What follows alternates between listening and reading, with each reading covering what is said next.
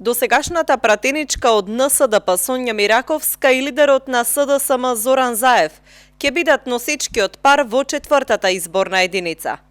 Ова е одлучено на синокешниот конгрес на СДСМ на кој се објавија кандидатските листи за пратеници.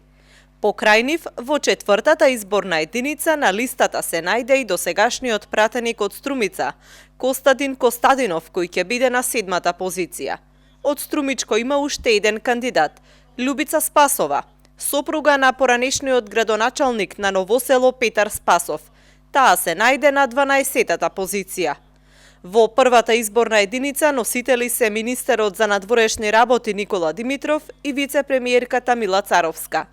Во втората изборна единица се техничкиот премиер Оливер Спасовски и директорката на УЈП Сања Лукаревска.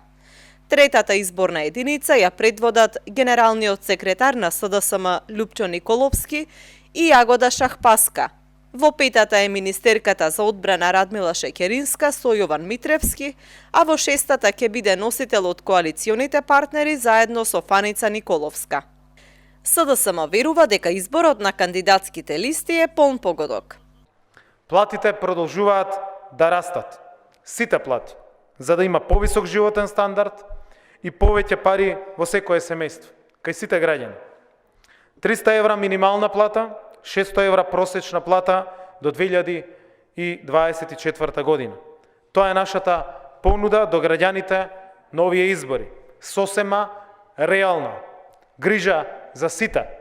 Тоа е нашиот втор столб на програмата. Изборите треба да се одржат на 12 април. Нема најави како би се одвивала предизборната кампања и дали би имало одредени одложувања поради ситуацијата со коронавирусот.